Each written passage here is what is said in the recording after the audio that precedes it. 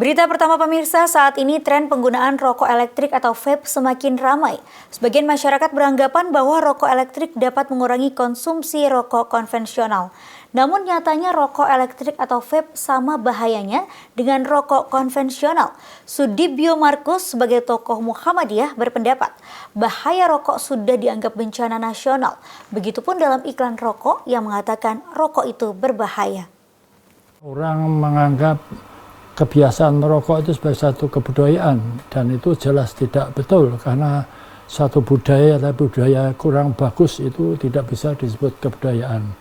Bahkan pada saat ini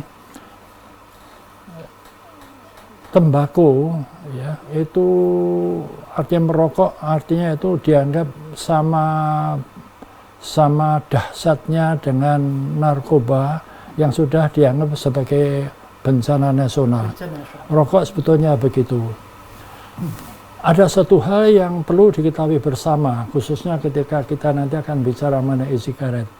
Jadi produk tembakau itu dari awal hulunya di lingkungan petani sampai dia keluar dari industri dan sebagai rokok yang dijual, keseluruhan rangkaian produk tembakau itulah adalah satu rangkaian yang penuh dengan kebohongan, ya, penuh dengan kebohongan.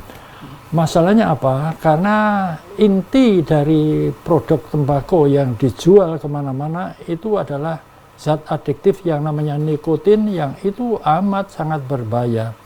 Oleh karena itu, industri tembakau selalu berusaha menyembunyikan hal yang negatif ini. Sampai hari ini mereka masih berusaha menyembunyikan. Kebohongan yang gampang kita lihat adalah ya bahwasanya misalnya lahan pertanian tembakau di Indonesia itu, karena itu bukan produk pertanian unggulan, itu tidak pernah berkembang. Dari zaman dulu itu sekitar 220.000 hektar, titik. Dan itu dikelola oleh kurang lebih 600.000 keluarga petani dan keluarganya.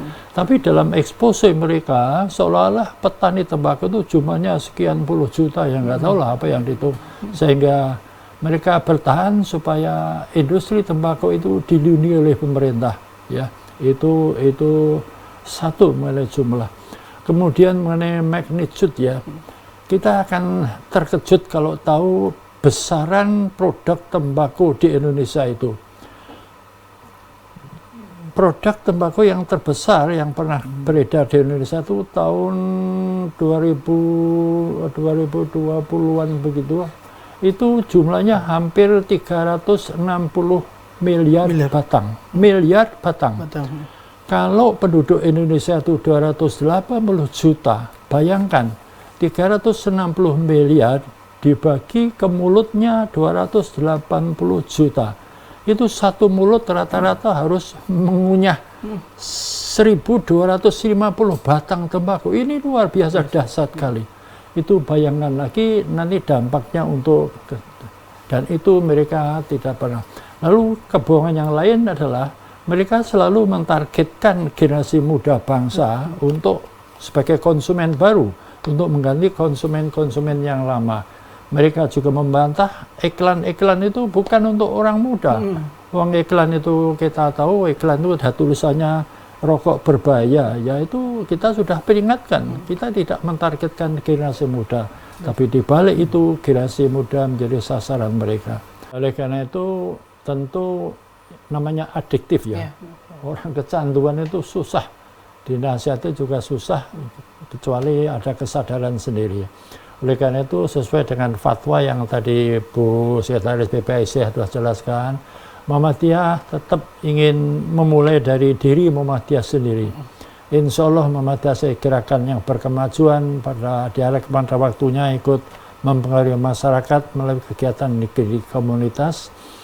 Misalnya apa? Misalnya contoh yang paling gampang.